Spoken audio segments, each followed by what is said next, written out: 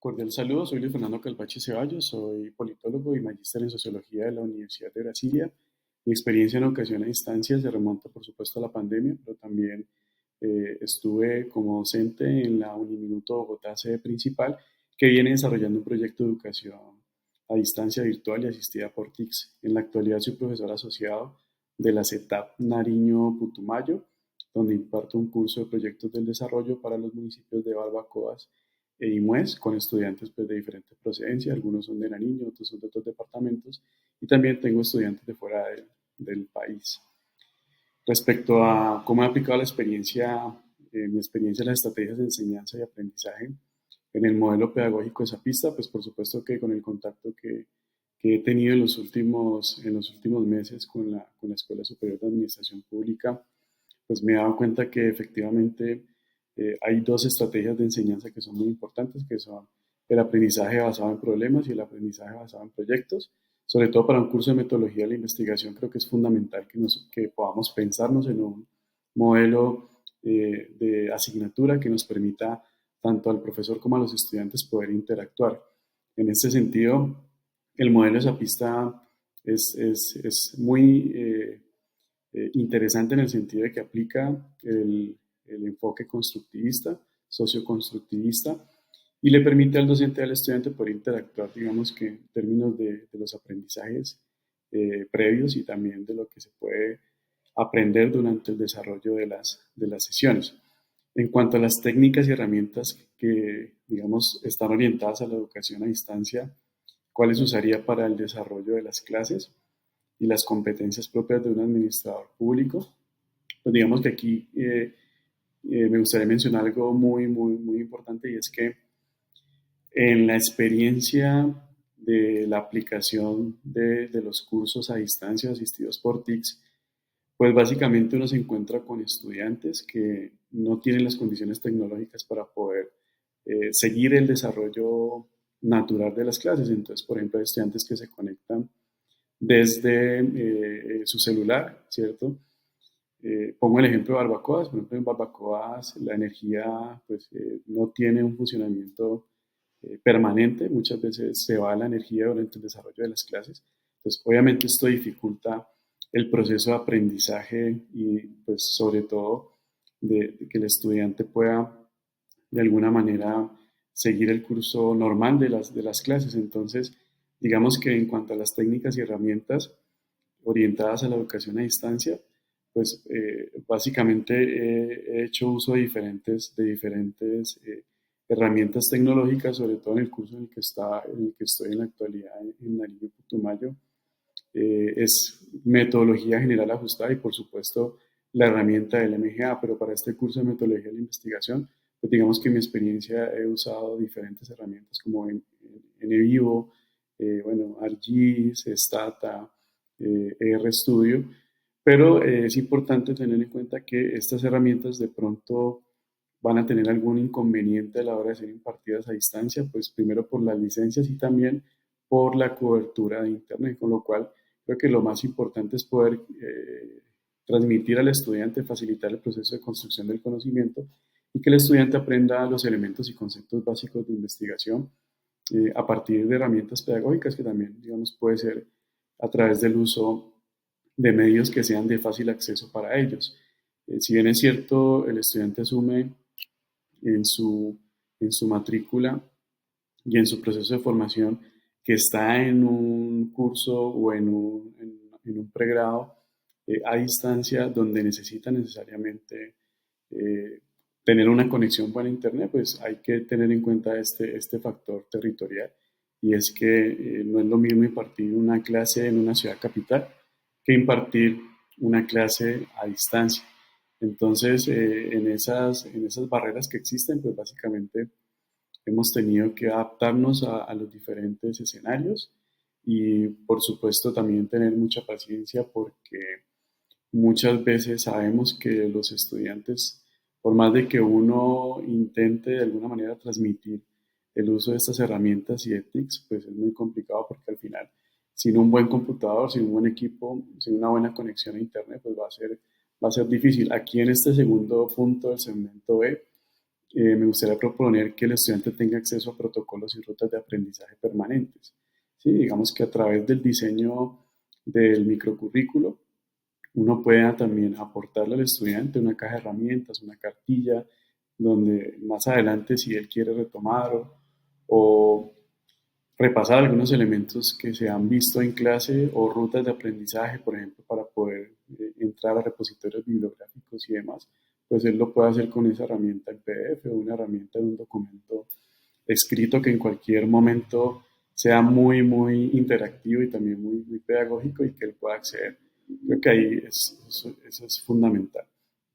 Respecto a la pregunta de cómo desarrollaría en el escenario hipotético una clase, cuál sería mi metodología, estrategia de enseñanza y aprendizaje, pues digamos que en el modelo propuesto que tengo en la parte escrita, eh, yo he privilegiado el modelo de aprendizaje eh, basado en problemas y también el modelo de aprendizaje basado en proyectos. Entonces, digamos que en esta construcción de una clase hipotética, pues partiría de, primero, tratar de transmitir ese resultado de aprendizaje, que es que finalmente el estudiante emplee la metodología de investigación para su propuesta como administrador público, que también considere los enfoques cualitativos y cuantitativos que sean aplicados a los fenómenos públicos del territorio. Entonces, lo pensaría como desde el punto de vista de la metodología ABP y también de 5 momentos. En el primer momento, pues digamos que el estudiante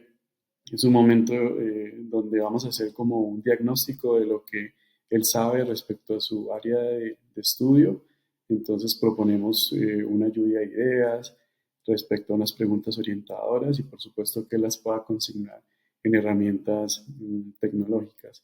En un segundo momento, el trabajo colaborativo es fundamental, entonces proponemos que el estudiante conforme un grupo de trabajo y que se piense qué es para él o para ellos el socioconstructivismo como un enfoque fundamental del modelo pedagógico institucional de la ESAP. Y también que comience a problematizar una situación de su comunidad y que piense y formule un problema eh, público, ¿cierto? Y a partir de ahí, pues que utilice las herramientas necesarias para poderlo transmitir. En un tercer momento, cuando ya el estudiante ha identificado ese modelo, digamos, ese problema público, pues que él comience a pensar de alguna manera en cómo lo va a nutrir, cómo lo va a alimentar, ¿cierto? Entonces, para esto hay unos repositorios institucionales bibliográficos que él puede consultar, bueno, Google Scholar, puede consultar Cielo, Redalic, bueno, Publindes, diferentes medios que están al alcance de los estudiantes y también logueándose, por supuesto, con el servidor de la ESAP, pues puede acceder a bases especializadas de repositorios como Scopus, Elsevier y demás. Lo importante acá es que el estudiante profundice y entienda cómo se hace la lectura de un texto, ¿cierto? Académico sobre todo, qué puede extraer de ese texto, o sea, qué puede aprender de ese documento. Eso me parece fundamental porque tenemos un vacío en el proceso de aprendizaje y es que muchos de los estudiantes no saben leer y al no saber leer y al no poder desarrollar un pensamiento crítico, pues por supuesto que también va a ser muy complicado que ellos aprendan a escribir. Entonces creo que aquí en esta parte, en este tercer momento, es fundamental que el estudiante pueda aprender esos procesos de revisión bibliográfica y que a partir de ahí pueda problematizar su situación del contexto y además formular una pregunta de investigación y comenzar a pensar cómo va a formular su proyecto de investigación. En ese sentido, pues también tener en cuenta un momento 4, donde formula un protocolo de investigación con pues, sus diferentes componentes, ¿cierto? Plantea un ensayo a manera de antecedentes o de marco teórico o estado del arte. También elabora mapas mentales para poder pensar el tema conceptual.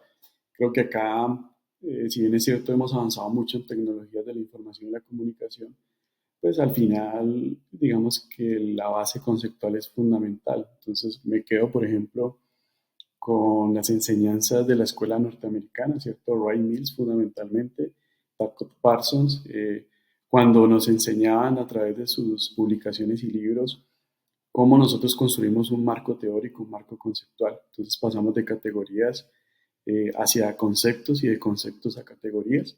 Entonces creo que es fundamental que el estudiante pueda, a través de un mapa mental, considerar, ¿cierto? Ir caminando hacia la definición de sus conceptos, sus palabras claves.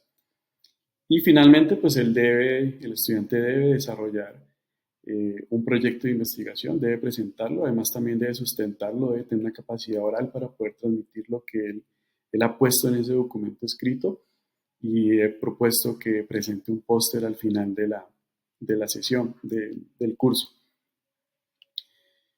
¿Cómo aplicaría en esta clase hipotética eh, técnicas y herramientas orientadas especialmente a la educación a distancia? Bueno, partimos de una lluvia de ideas, como lo mencioné hace un momento, eh, y, y evidentemente, teniendo en cuenta las limitaciones que ya había mencionado sobre el tema de las TICs, pues necesariamente hay que revisar los repositorios bibliográficos. Entonces, considero que esa pregunta o ese problema público que el estudiante se ha pensado, pues sí habría que transmitirlo en dos sentidos, o bien a través de un proyecto de investigación o de un proyecto de intervención. Creo que hacer énfasis en estos dos elementos es importante porque el estudiante identificar que una cosa es el proceso de investigación, otra cosa es el proceso de intervención, pero creo que para el administrador público ambos son fundamentales. En cuanto a las técnicas y herramientas, pues creo que ya las he mencionado. Tengo altas competencias en herramientas de procesamiento de datos cualitativos y cuantitativos, eh, a través de publicaciones que he hecho, tanto utilizando métodos cuantitativos con la misión de observación electoral, como utilizando métodos cualitativos, como por ejemplo con algunos textos que escribí para la Universidad de los Andes y la Universidad Distrital. Pero, repito, hoy en día ha hecho carrera la idea de aprender a manejar la herramienta. Entonces los estudiantes se vuelven expertos en ArcGIS, se vuelven expertos en SPSS, en Stata, en RStudio, se vuelven expertos en Envivo, ¿cierto? En diferentes herramientas y porque obviamente los jóvenes se conectan mucho con el tema de las TICs.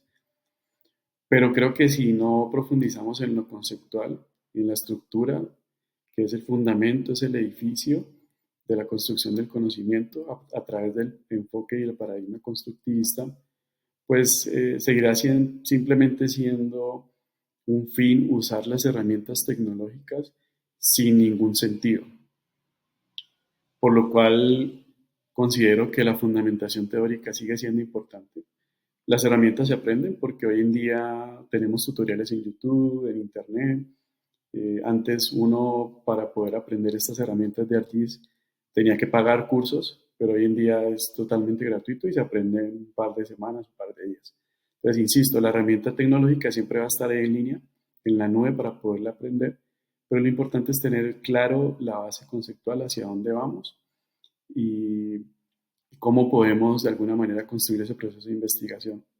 Hay un debate que para finalizar me gustaría mencionar y es el tema de la inteligencia artificial.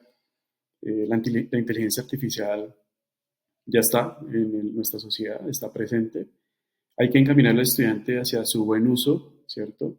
Para que de alguna forma podamos nosotros retroalimentar lo que la inteligencia artificial nos da y cómo a través de esa formación conceptual sólida el estudiante se puede encaminar. Muchísimas gracias.